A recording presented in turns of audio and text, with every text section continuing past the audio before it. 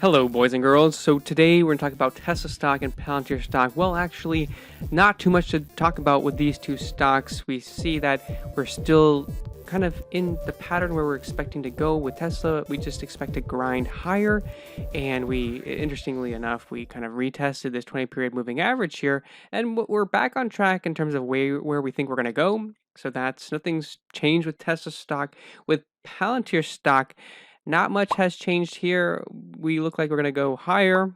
Eventually, we're going to hit this higher high, which we already hit a higher high, but we're eventually going to hit a peak at some point and then kind of pull back. And we have a range where we think the low might be in terms of when we pull back. But obviously, it depends on how high we go with Palantir stock.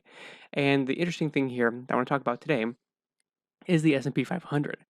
So we talked about in the S&P 500 in our last update of the S&P 500, we were looking at these candles here. It was before we dropped, and we saw this resistance that we were hitting here, and we compared this with a time period in the past. We just literally were like, okay, what candle basically situation looks like this with this specific moving average? And we just went back in history, and the most recent thing that looked anything similar to that period was basically, I think that was this period right here. I believe that this period right here was where we compared that period to. Let's quickly take a quick look at that clip. Let's take a look back in history for a second to see what we've seen in the past, to see if there's some similarities, if there's something that reminds us basically if we should be more bullish or more bearish of having all these hits underneath the 20-period moving average. Let's take a look. Okay, let's take a look at some historical things that we've seen over here, specifically looking for being under the 20-period moving average for consecutive candles. So we look over here. This is something interesting to pay attention to here. We had a recovery here. We were hitting the 20-period moving average here, and we failed to get back above here. So this is a potential bearish sign. This is something that I would say that we probably should pay we should pay attention to this. If we are unable to get above the 20-period moving average soon, we could see something similar to this time period over here and have one more leg to the downside. That would not be so surprising if we saw one more move to the downside. If we go to the downside, where do I think that could take us? It could take us close to this trend line down here, actually. And I do think that we're probably not going to make a lower low than over here. So if we see that goes over here, we could actually go to this trend line and not get below this line over here. Okay, so yeah, it was this period over here, and then we had a drop to the downside. So because of this, we expected, and we talked about in that clip, which you already saw.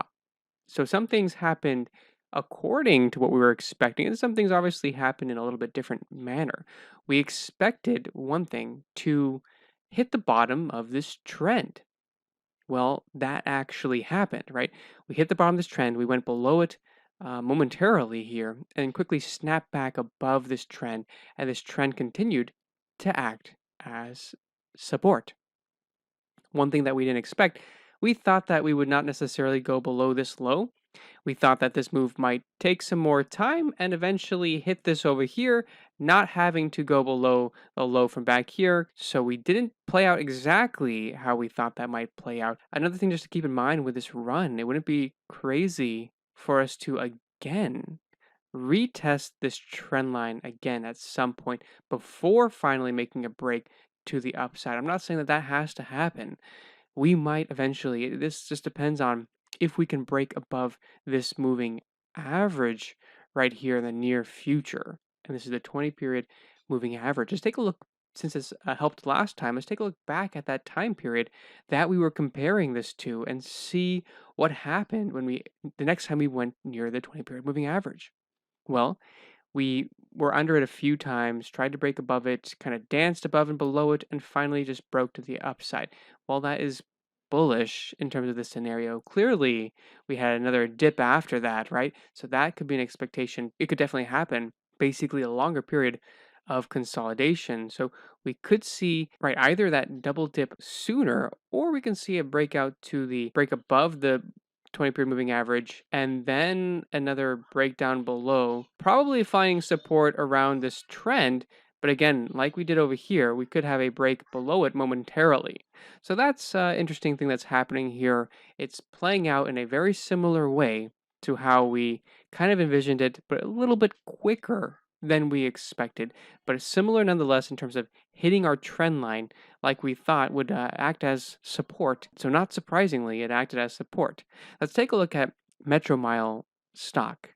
So this is a trend line that I just drew. I'm not sure if I include this in my latest update, but we have this bottom trend line, and that's kind of reason why we decided to buy into Metromile stock here. And we sold some on this move to the upside. And now what's going on and what have I been doing? I've basically bought a lot more actually in the 380s. And so we're right there in the 380s.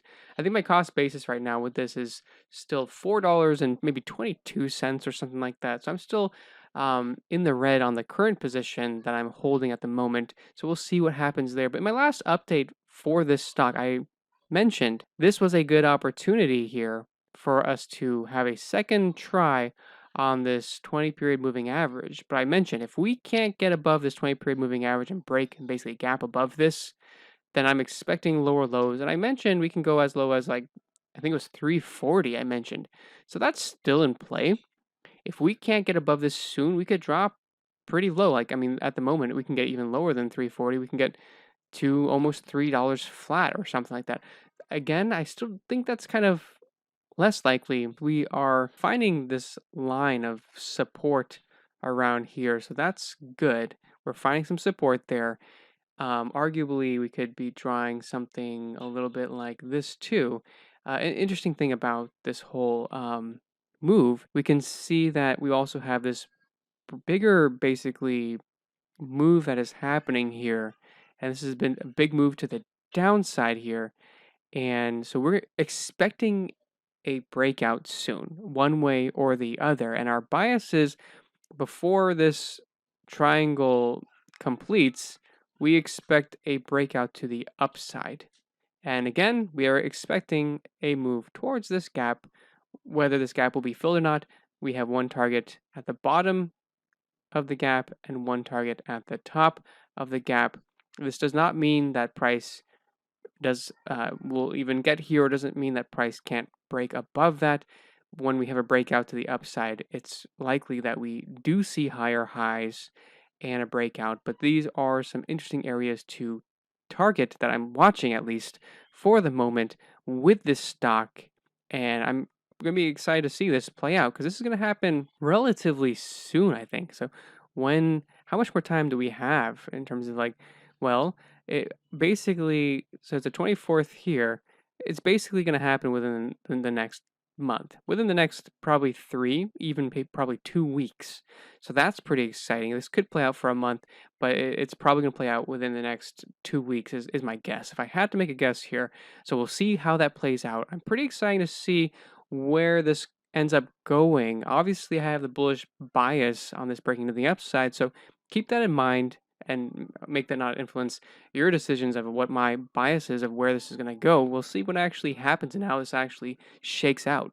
So I hope you guys got some value from this content. If you haven't already, smash the like button, subscribe to this channel for more content like this, and I'll catch you guys in the next one.